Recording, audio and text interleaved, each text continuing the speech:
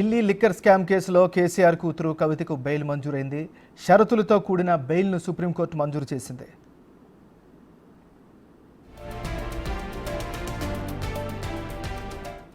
ఇక ఈ బెయిల్ మంజూరుకి సంబంధించి మరింత తాజా విశ్లేషణ అందించేందుకు రామకృష్ణారెడ్డి గారు, మాజీ అడ్వకేట్ జనరల్ మనతో పాటు లైవ్లో సిద్ధంగా ఉన్నారు. రామకృష్ణారెడ్డి గారు నమస్కారం సార్. సార్ నమస్కారం.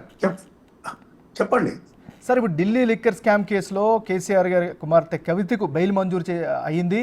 సో ఏ అంశాల ప్రకారం ఈ బెయిల్ మంజూరు అయింది అంటే ఏం చెప్తారు సార్? ఇప్పుడు ఈ మధ్య కాలం లోపల గవాయి గారు ఒక జడ్జిమెంట్ ఇచ్చినాడు. ఆ జడ్జిమెంట్ తోని సుప్రీంకోర్టులో బెయిల్ ఇచ్చేటువంటి ఒక టెండెన్సీ మార్పు వచ్చింది. అందులో విషయం ఏంటంటే ఈ రోజు కవిత గారికి బెయిల్ ఇవ్వడానికి ప్రధానంగా ఏమున్నదంటే, ఒకటి ఛార్జ్ షీట్ వేసినారు, రెండవది ఆమె యొక్క మహిళ, మూడవది ఆమె ఫార్మర్ ఎంపీ.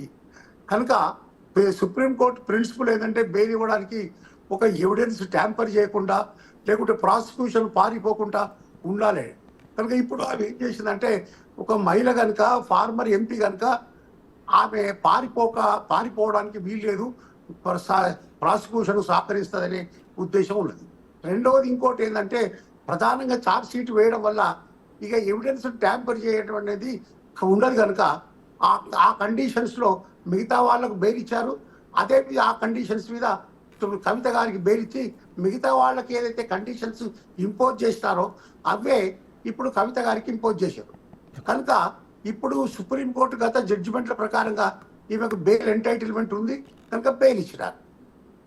సార్ రామకృష్ణారెడ్డి గారు, ఇది వరకు మనం చూసాము ఇదే కేసుకు సంబంధించి చాలా కీలకమైనటువంటి వ్యక్తులు కూడా బెయిల్ మంజూరు చేసింది. అదే ప్రాసెస్ ఇక్కడ కూడా కంటిన్యూ అయిందని భావించవచ్చా? అంతే అంతే అంతే అదే విధంగా ఏదైతే ఇదే కేసులో గతం లోపల ఏదైతే ఇచ్చిండ్రో దాని ప్రకారంగానే అప్లై చేసి బెయిల్ ఇవ్వడం జరిగింది. సార్, ముఖ్యంగా సిబిఐ వాదన కావచ్చు, లేకపోతే ఈడీ వాదనకి సంబంధించినటువంటి అప్డేట్స్ని ఏ విధంగా అర్థం చేసుకోవాలి మరి ఈ వాదనకి సంబంధించి? ఈ వాదనకు సంబంధించి ఏంటంటే, వాళ్ళు సుప్రీంకోర్టు గతం లోపల జడ్జిమెంట్ ఇచ్చింది కనుక ఇక దానిలో అదే జడ్జిమెంట్లు ఇక్కడ అప్లై చేసేది కనుక వేరే వాదన ఏమి లేదు.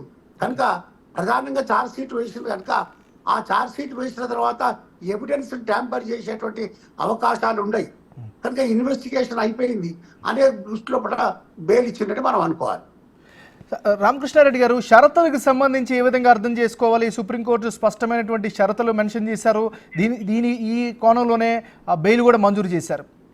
ఇప్పుడు షరతులు మంజూరు చేశారంటే షరతులు ఏవైతే ఉన్నాయో గతం లోపల మిగతా వాళ్ళందరికీ షరతులు పెట్టారు కనుక అవే కండిషన్స్ ఇక్కడ ఇంపోజ్ చేసినారు. కనుక ఈ కవితలలో ప్రత్యేకమైనటువంటి షరతులు ఏం పెట్టలేదు, వేరే వాళ్ళకు పెట్టింది కనుక ఇక్కడ అవే షరతులు పెట్టారు. రామకృష్ణారెడ్డి గారు, ముఖ్యంగా ఇరుపక్షాల వాదనలకు సంబంధించి మీ యొక్క విశ్లేషణ ఏంటి సార్? ఈ కేసుకు ప్రధానంగా సంబంధించి వాళ్ళు ఒకటి బెయిల్ లోపల ప్రత్యేకత, దానిలో పెద్ద జ్యూరిస్ప్రుడెన్స్ ఏముండదు. బెయిల్ లోపల ప్రధానంగా ఈ బెయిల్ పిటిషనర్ తరఫున ఏం ఆర్గ్యూ చేస్తారంటే, ఈమె ఇన్వెస్టిగేషన్ అయిపోయింది, ఛార్జ్ షీట్ వేసినారు, ఎవిడెన్స్ ట్యాంపర్ చేసేటువంటి అవకాశాలు ఉన్నాయి, ఆమె ఎక్కడికి పారిపోదు, మేము కావాలంటే మా యొక్క పాస్పోర్ట్ సరెండర్ చేస్తాం, వీటి మీదనే ప్రధానంగా ఆర్గ్యూ చేస్తారు. రెండవది ఇంకొక ఆర్గ్యుమెంట్ ఏంటంటే, గతంలో మీరు బెయిల్ ఇచ్చినారు వేరే వాళ్ళకు ఇదే కేసు లోపల కనుక ఈ విధంగా అదే కండిషన్స్ లో బెయిల్ ఇవ్వాలనేటువంటిది ఇదే ఉంది. రేపు ఆయన ఇంకా వేరే ఢిల్లీ చీఫ్ మినిస్టర్ కేసులో కూడా ఇవే ఆర్గ్యుమెంట్స్ ఉంటాయి. నేను అనుకుంటాను ఢిల్లీ చీఫ్ మినిస్టర్ కూడా రేపు గతంలో బెయిల్ వచ్చే కాలంలో బెయిల్ కూడా వస్తుందని నేను అనుకుంటున్నాను. అంటే రామకృష్ణారెడ్డి గారు, ఒక విషయం చెప్పండి. ఈ కేసుకు సంబంధించి క్రూషియల్ టైం అయితే నడుస్తోంది. ముఖ్యంగా హై ప్రొఫైల్ కేసుకు సంబంధించినటువంటి వ్యవహారం, ఇందులో రాజకీయ కోణం కూడా ఉంది అనేటువంటి వాదనలు వినిపిస్తూ ఉన్నాయి, రకరకాల ఊహాగానాలు వస్తున్నాయి. సో న్యాయపరంగా మీ సమాధానం ఏంటండి? న్యాయపరంగా సమాధానం ఏంటంటే, రేపు కనుక వాళ్ళు కనుక ప్రూవ్ కనుక చేయగలిగితే, ప్రాసిక్యూషన్ ఈడీ వాళ్ళు ప్రూవ్ కనుక చేయగలిగితే వీళ్ళు రేపు పనిష్మెంట్ వస్తుంది, వీళ్ళకి సెంటెన్స్ పడుతుంది. ప్రూవ్ చేయకపోతే అది ఏమింది, వాళ్ళు బెయిల్లో యాక్టివేట్ అవుతారు. అంటే రామకృష్ణారెడ్డి గారు, తొలిసారి కవితను ప్రశ్నించారు సిబిఐ. ఆల్మోస్ట్ ఆల్ 2022 11వ నెల 12వ నెల 11వ తారీఖు ఆల్మోస్ట్ 155 రోజుల పాటు కవిత అక్కడ జైల్లోనే ఉన్నారు. ఈ కోర్స్ అంతటిని కూడా ఎట్లా అర్థం చేసుకోవాలి మరి? ఇప్పుడు మీకు కవితనే కాదు కానీ అదే ఢిల్లీ డిప్యూటీ చీఫ్ మినిస్టర్ ఇంతకంటే ఎక్కువ జైల్లో ఉన్నాడు. కనుక అది వీళ్ళందరూ జైల్లో ఉన్న తర్వాత ఈ మధ్యన జస్టిస్ గవాయ్ గారు ప్రధానంగా జడ్జిమెంట్ చెప్పడం వల్ల ఆ జడ్జిమెంట్ యొక్క పర్యవసానమే వీళ్ళందరికీ బెయిల్ దొరుకుతుంది. గవాయికి దొరికింది, మన డిప్యూటీ చీఫ్ మినిస్టర్ దొరికింది, ఈ కవితకు దొరికింది, ఇంకా వేరే వాళ్ళకు దొరికింది. ఇదే ప్రిన్సిపల్ రేపు అప్పుడు ఢిల్లీ చీఫ్ మినిస్టర్ కేజ్రీవాల్ దొరికేటువంటి అవకాశం ఉన్నదని నేను అనుకుంటున్నాను. రామకృష్ణారెడ్డి గారు ఒక విషయం చెప్పండి, అంటే ప్రభుత్వం తరపున ముఖ్యంగా సిబిఐ కానీ ఈడీకి సంబంధించి నెక్స్ట్ స్టెప్ ఏ విధంగా ఉండే అవకాశం ఉందండి? వాళ్ళు నెక్స్ట్ స్టెప్ ఒకటే ఏముంది ఉంటుంది, వీళ్ళు బెయిల్ కండిషన్స్ కనుక వైలేట్ చేస్తే మళ్ళీ సుప్రీంకోర్టును అప్రోచ్ అవుతారు. ఇవి బెయిల్ కండిషన్స్ వైలేట్ చేసింది, ఈవెన్ మళ్ళీ లోపలికి తీసుకోవాలని. రెండవది ఇంకోటి ఏంటంటే ట్రయల్ చేస్తారు, కేసు ట్రయల్ చేసి ఆ ట్రయల్ లోపల వీళ్ళకి అగేన్స్ట్ ఏదైతే ఛార్జ్ షీట్ లోపల అంశాలను పేర్కొన్నారో అవి ప్రూవ్ చేయడానికి వీళ్ళు ప్రయత్నం చేస్తారు. అవి కనుక ప్రూవ్ చేస్తే వీళ్ళందరికీ పనిష్మెంట్ పడేటువంటి అవకాశం ఉంటుంది. అది ట్రయల్ కోర్టులో ఆ కేసు అంతా నడుస్తుంది. రామకృష్ణారెడ్డి గారు, జనరల్గా ఇలాంటి హై ప్రొఫైల్ కేసులు కావచ్చు, కీలకమైనటువంటి కేసుల్లో సాక్ష్యాధారాలు అనేవి చాలా కీలకం. ముఖ్యంగా ఆమె అరెస్ట్ చేసిన సందర్భంలో దేశవ్యాప్తంగా సంచలనం జరిగింది. సిబిఐ కానీ ఈడీ కానీ చాలా ఎక్కువ హై ఇది ఇంటెన్షన్ అయితే కనిపించింది. తర్వాత అది లోపించింది అనేటువంటి విమర్శలు వస్తూ ఉన్నాయి. దానికి సంబంధించి ఏం చెప్తారు మరి? అది మనకు లోపించిందా లేకుంటే వీళ్ళు ప్రాసిక్యూట్ చేస్తారా అనేటువంటి విషయాలు ముందు జరగబోయేది మనం ఇప్పుడు ఊహించి చెప్పలేము. కాకపోతే ఏంటంటే బీజేపీ ప్రభుత్వానికి కాస్త సుప్రీంకోర్టు అది పార్లమెంట్లో మెజారిటీ తక్కువైంది. దాని యొక్క పర్యవసానం రాజకీయాల్లో కూడా కనపడుతుంది. ఆ పర్యవసానంగానే ఈ రోజు ఒక విధంగా బెయిల్ వచ్చిందని మనం అనుకోవచ్చు. ఈ బెయిల్ను ఈ ఈడీ ఎన్ఫోర్స్మెంట్ డైరెక్టరేట్ వీళ్ళకి ప్రాసిక్యూషన్ కరెక్ట్ చేస్తుందా లేకుంటే ఇది ఇంకా ఫర్దర్ పోస్ట్ పోన్ చేస్తుందా, రేపు ఎట్లా ఉంటుంది, ఇది పొలిటికల్ గా మనం వేచి చూడాలి. అంటే రామకృష్ణారెడ్డి గారు, సిబిఐ కానీ లేకపోతే ఈడీ కానీ స్వతంత్ర సంస్థలు, ప్రతిపత్తి కలిగినటువంటి సంస్థలు, ముఖ్యంగా ఇలాంటి కీలకమైనటువంటి కేసుల్లో వారి యొక్క వ్యవహార శైలి కానీ వాళ్ళు చేసే దర్యాప్తు పైన సర్వత్రా కూడా ఒక రకమైన ఆసక్తి ఉంటుంది. ఇలా ఎప్పటికప్పుడు బెయిల్స్ అనేవి రెగ్యులర్గా మంజూరు చేయడం వల్ల లేకపోతే షరతులతో కూడినటువంటి ముందుకు వెళ్ళడం వల్ల ఆ సంస్థల యొక్క క్రెడిబిలిటీ పైన నీలిమేఘాలు కమ్మే అవకాశం కూడా ఉందిగా? ఉంటుంది క్రెడిబిలిటీ. ఆ క్రెడిబిలిటీ అనేది ప్రజల వ్యూ, మనం జనరల్ సిటిజన్స్ యొక్క వ్యూ, దాన్ని మనం మార్చలేము. ఎందుకంటే ఇప్పుడు బెయిల్ దొరకడం అనేది ఇక్కడ వాటికి ఏదో ఆషామాషిగా బెయిల్ దొరకలేదు. ఇప్పుడు బెయిల్ దొరికిన వాళ్ళు ఢిల్లీ చీఫ్ మినిస్టరే కానీ లేకుంటే కవిత గారికే కానీ బెయిల్ ఒక ఛార్జ్ షీట్ ఫైల్ అయిందని ఆ ప్రిన్సిపల్ మీద బెయిల్ ఇచ్చారు.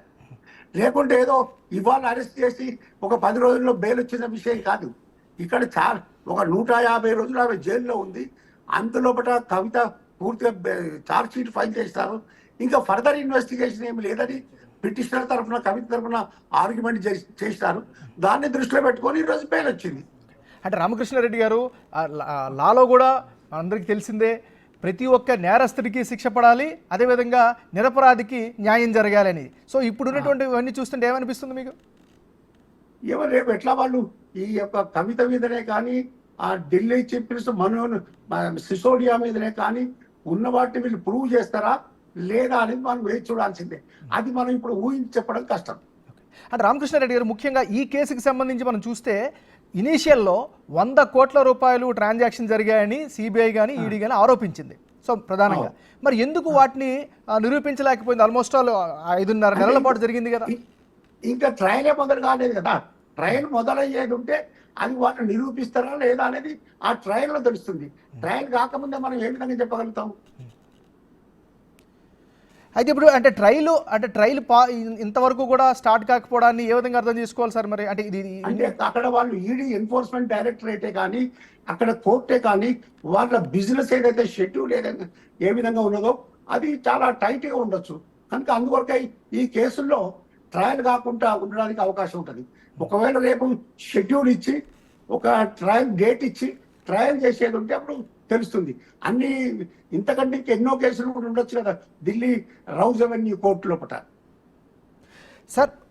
Sir prevention of corruption act అంశాల్లో ఎందుకు సిబిఐ కానీ ఈడీ కానీ పూర్తి స్థాయిలో లోపలికి వెళ్ళలేకపోతుందని అంటే ఏం చెప్తారు మరి? పూర్తి స్థాయిలో దర్యాప్తు చేయడంలో కానీ దాని సాక్ష్యాధారాలను సేకరించడంలో కానీ ఎందుకు అంత దీనిగా వెళ్ళలేకపోతుంది ముందుకి? అది మనం ఏదో ఆర్గనైజేషన్ యొక్క ఫెయిల్యూర్ ఉండొచ్చు, లేకుంటే ఇంకేదన్నా ఇన్ఫ్రాస్ట్రక్చర్ ఫెసిలిటీస్ లేకపోవచ్చు, లేకుంటే ఏదైనా పర్సన్స్లో లోపం ఉండవచ్చు. దాన్ని మనం ఏ విధంగా చెప్పడానికి కష్టం. అంటే రామకృష్ణారెడ్డి గారు ఎందుకంటే ఈ ప్రశ్న ఉద్భవిస్తుంది, గడిచిన 3 దశాబ్దాలుగా అంటే 30 సంవత్సరాలుగా చూసుకుంటే, అంటే లాలూ ప్రసాద్ దగ్గర నుంచి చూసుకుంటే ఈ రోజు వరకు కూడా హై ప్రొఫైల్ కేసులన్నింటిలో కూడా ఆరోపణలు వస్తున్నాయి, దానికి విచారణ జరుగుతుంది, ట్రయల్ జరుగుతూ ఉంది, తర్వాత ఎన్నికలు జరుగుతూ ఉన్నాయి. ఇలా వీటిలో ఖచ్చితంగా ఈ దర్యాప్తు సంస్థలపైన ఖచ్చితంగా అందరూ ప్రశ్నించే అవకాశం ఉంటుంది కదా.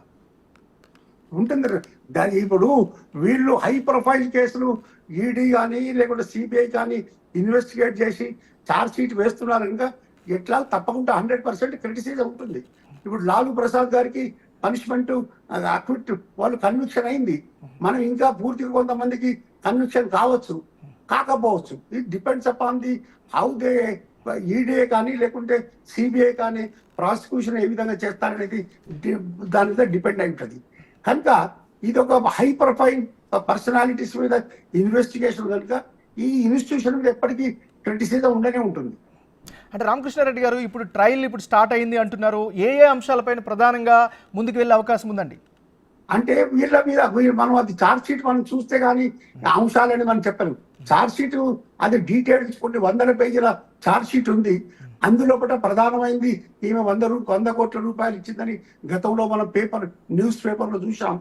అది అడ్మిట్ చేశారని కొంతమంది వాళ్ళు ఆ ఎవిడెన్స్ తో పాటు డాక్యుమెంటరీ ఎవిడెన్స్ తో పాటు అక్కడ ఉన్నదని మనం న్యూస్ పేపర్లో చదివాం.